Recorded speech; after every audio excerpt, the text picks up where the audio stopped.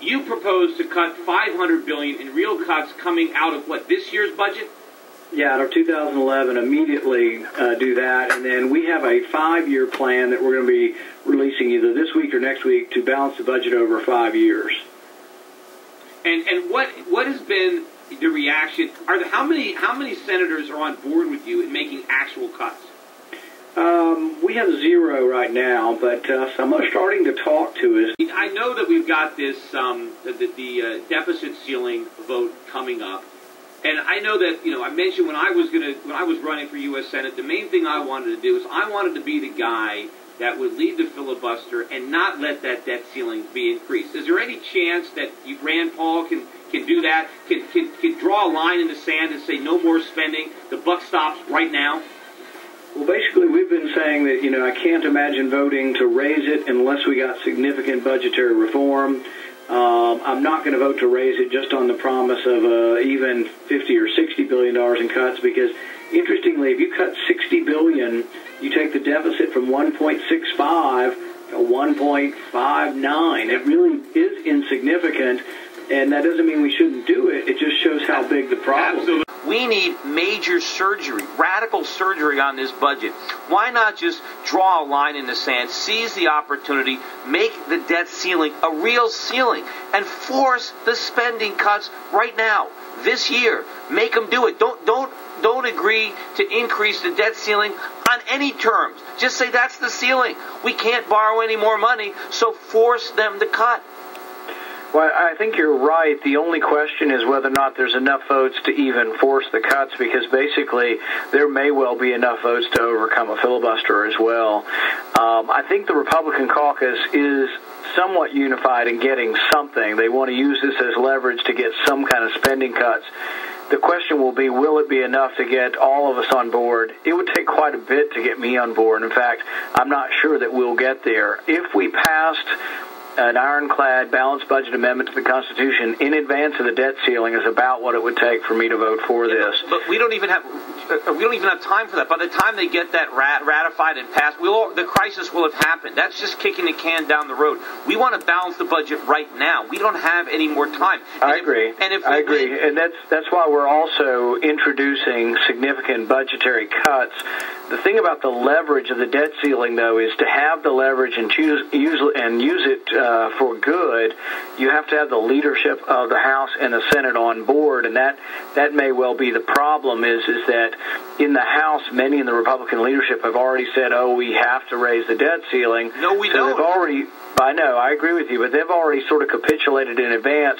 Your leverage is by saying you won't vote to raise the debt ceiling unless we get this, and I'm not sure that the willpower and the unification of the leadership is such that it's going to work that way. That's the way I would like it to work. But the problem, Rand, is if we get a little meaningless victory, if we get them, we say, okay, we raise the debt ceiling and we get some trivial amount of cuts that doesn't head off the financial disaster that's coming, we win nothing. If we're going to go down swinging. Let's stand for something and challenge the senators. You have the power of that Senate, of the filibuster. You can talk. You've got the truth on your side. You've got knowledge on your side.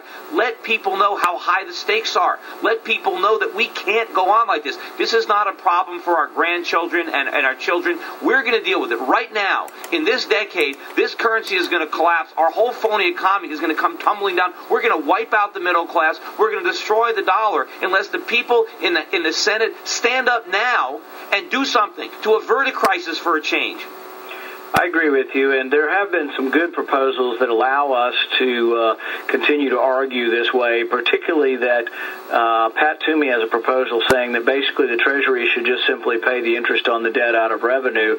There's plenty of revenue to never default on our debt.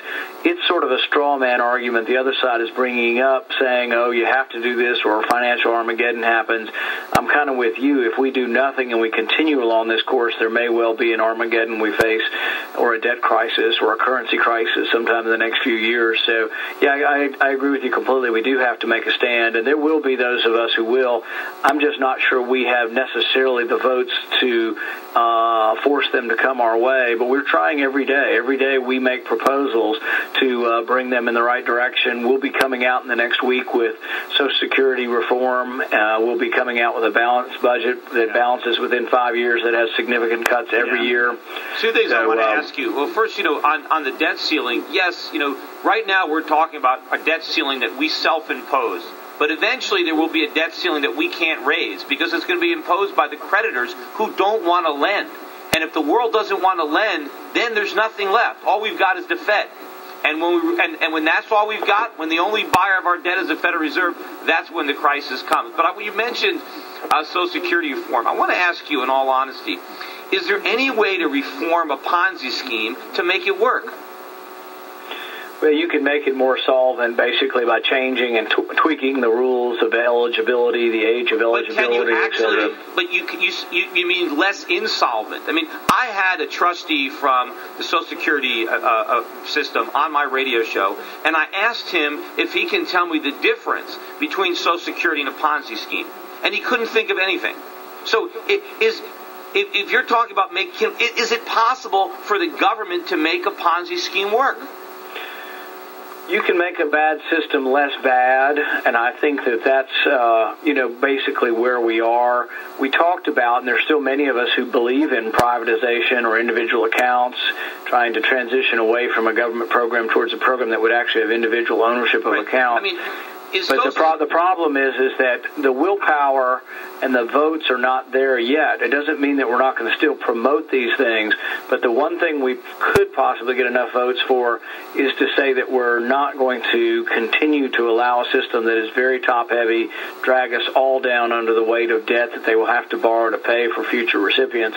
And you can tweak it. You can raise the age. You can have means testing that will apply to the cost of living increases, and you can actually get to a point where it doesn't leak out more money than it brings in. But it has to, because what happens in a Ponzi scheme is the only way it's viable is the people who got in early, who got into Social Security a long time ago when the taxes were very low. They paid in a little bit and they get a windfall, and all that is possible by all the people who come later in the game who pay huge amounts of taxes and get very little back. And that's what's happening right now with the younger generations that are certainly our age and younger. They are getting a rotten deal. They are having all of their earnings taxed from them and given to older people, and the hope is that somehow, some miracle, just like Bernie Madoff was waiting for a miracle, that there's going to be this new generation of people, maybe they're going to come from outer space and land in America, that are going to pay all the Social Security taxes that are necessary so that the Ponzi scheme can go on for another couple of generations. I don't want to put my faith in a miracle. I want to act on the fact that this whole thing is insolvent, and let's try to find a reform that acknowledges that it was a scam from day one. It doesn't work. We never should have started it. But yes, now we have a problem where a bunch of people depend on Social Security who would be self-sufficient had the government never erected this gigantic Ponzi scheme in the first place. Right, and I think the young people, if just the people under age 50 were voting, you might be able to sell, a privatization plan. And everywhere I go, the young people would like to opt out. The young sporters come up all the time, and they would love to opt out and just save their money privately. The problem is, we had that presented a few years ago, and we got nowhere. Now, it may have been in the presentation, but we also had some difficult years in the stock market. The problem is, pushed back on it running out of time. But the problem is, Rand, the people who are going to get hurt the most if we continue this are the elderly on Social Security, because in order to pay the benefits, we're going to have to print all the money, and it's going to be worthless, and they're going to get wiped out, and the young people can leave. They can go to another country and seek out their fortune. The old people are going to be stuck here with worthless Social Security checks. Anyway, thanks for coming on the show. Right. Good luck in the Senate, and good luck with your new book. Thank you. Thanks, Peter. Don't go away. We have another half hour of the Peter Schiff Show coming up. I'll be taking your call.